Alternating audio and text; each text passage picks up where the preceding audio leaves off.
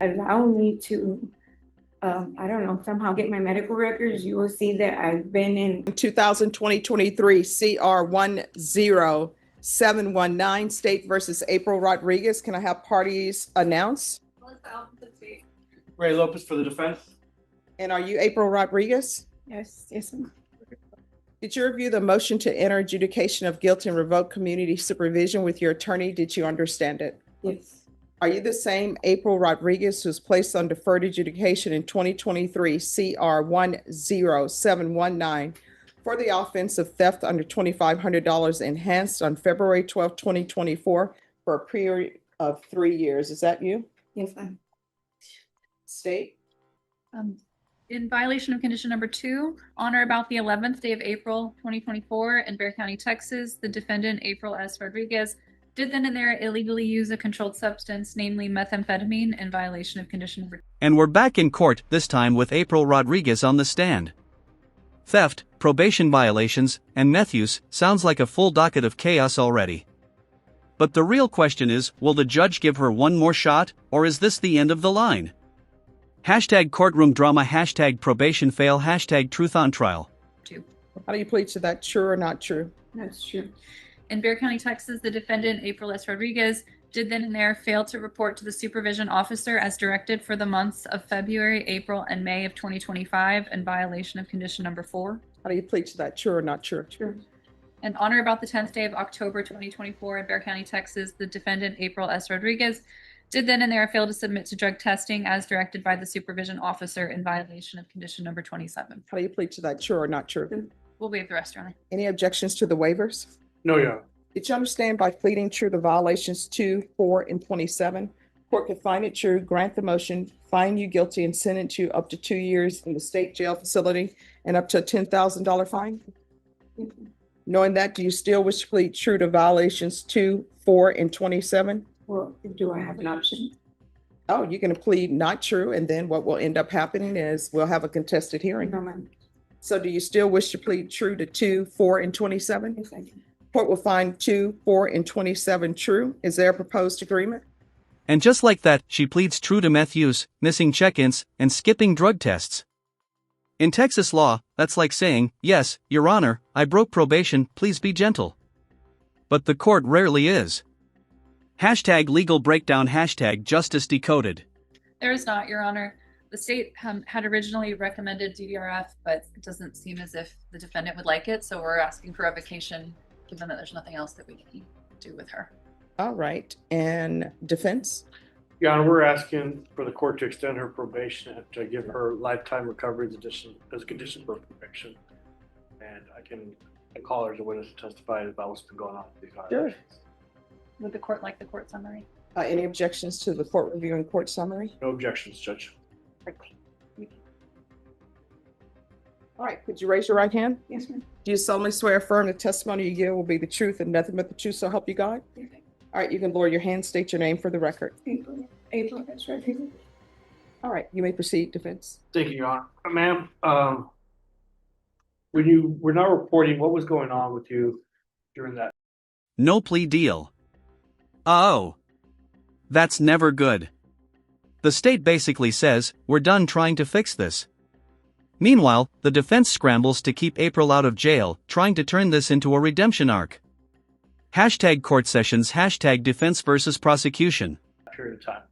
I was physically sick. I didn't know what I was sick of, but throughout the times that I didn't report, either the day before, the day of, or the day after, if you would allow me to, I don't know, somehow get my medical records, you will see that I've been in either an urgent care or an emergency room here in San Antonio, trying to figure out what was wrong with me. I didn't know what it was. I recently got my gallbladder removed, and I know that my pancreas isn't working at the time. Like, I have serious stomach issues.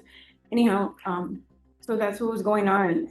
But you know, everything happens for a reason. I do believe throughout that, when you gave me that MTR, I have been struggling to get off of methadone for 14 years, which I've been able to do throughout the time that I've been at the county. I mean, I don't know if it makes a difference, but I've been working just to keep my mind occupied. I just would like for you to be aware of the fact that even though I wasn't doing good, I was still reporting to the best of my ability. I would like for you to give me an opportunity to finish the rest of my term, if that's an option. And Okay, ma'am. So what was the medical condition you were diagnosed with? I had my gallbladder was removed. I don't know. I don't know the proper terminology. But at the time, my pancreas isn't working. I still have issues. Okay, and what did you do on probation? You did some things on probation, correct? Yes, I did. I did my parenting. I did my domestic violence, and I recall you telling me that if I did my parenting, I didn't have to do my community service. I didn't. I did my psych eval with the Center for Healthcare Services. I don't have the date in memory, but I believe that the only thing I had left, I don't know if drug court was mandated, because throughout that time I picked up a CPS case, which my kids are currently under the custody of CPS. So whenever I asked my caseworker for drug court, he said it wasn't on the table. So anyhow, I did my parenting, I did my domestic violence, and I did my psych eval. I did two of them actually, one with CPS and one with Center for Healthcare Services. And do you have any prospective job employments or sources of income, or how are you going to support yourself if you are returned back to probation? Well, I'll get a job. I don't have a warrant anymore. I have an ID. You know, that's something that I've been wanting to do for the longest time, but haven't been able to, simply because at first I had a drug problem. Second, I had a warrant, but that's not the case anymore. Past witness, Judge. Just a few questions, Your Honor. Ms. Rodriguez, when did you realize you had this gallbladder issue that you needed to have it removed? Well, at first, I really don't recall the date, but I didn't know what it was. I just know that I was really sick and they couldn't find out what was wrong with me until I had like a serious episode and they like removed it the next day. So that was like within those 3 months that I didn't report. And I did, however, keep in touch with my PO through emails and phone calls, but I didn't go in person. So the MTR alleges that you didn't report in November and December of 2024, February, April, May of 2025. Like it was more than 3 months that you didn't report. Right. Is that accurate? Yeah, it sounds like it is. Okay. So it also, the court summary also reflects the different efforts that the probation office made to get you to report. Do you remember those efforts that they were making? Yes, ma'am. Okay. And do you remember an encounter in January of this year where they actually made a face-to-face contact with you and explained to you the importance of reporting after many failed, or not failed, but inadequate reporting, that they made a face-to-face contact with you and explained the importance of reporting, and you said that you would? Yeah. Remember that? Yes, I do. Okay. Was it after that that your gallbladder was No. removed? My gallbladder was removed within those 3 months, but Before that? yeah. Well, Okay. however, I didn't get right because now I have an issue with my pancreas, which is why well, anyhow, that's what was going on. Okay. And during that time, you had some positive UAs for amphetamines. So were you still using? Those positive amphetamines was at first. I took the time that I was in the hospital, which was like consistent, to be able to not, it was easier for me to stay off of drugs than to get off of drugs. I don't know if that makes sense, but when I got out of the hospital, I wasn't on them anymore. So I didn't ever go back. I was just trying to get my stomach issues situated. And so why did you refuse to go to DDRF when it was originally recommended? I don't, DDR, well, because at the time right now, I'm appealing an eviction. I only have like, I don't know, 6 days before I lose my home. And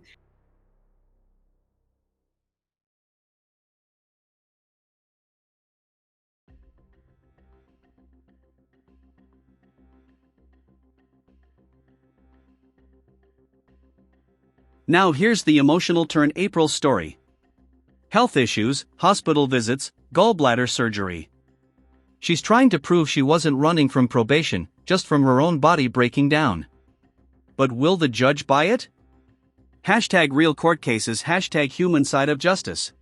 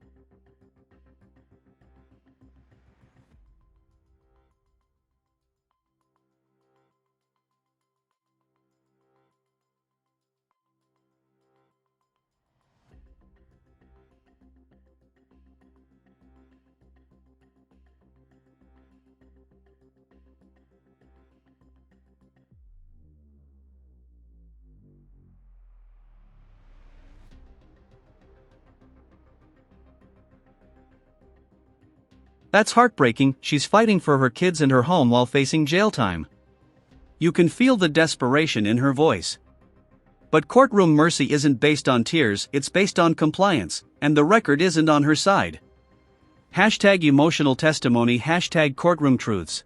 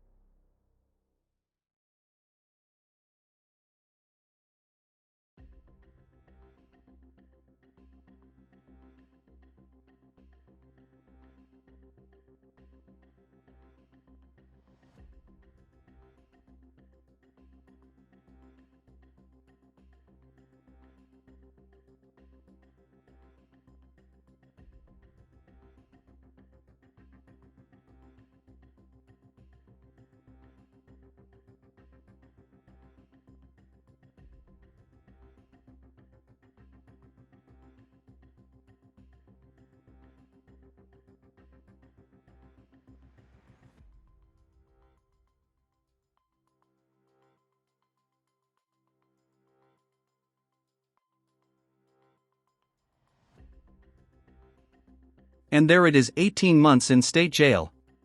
The defense begged for 6, but the judge went straight for the middle ground. Justice? Maybe. Redemption? Still a long road ahead for April Rodriguez. Hashtag shocking verdict, hashtag justice or injustice, hashtag court decision.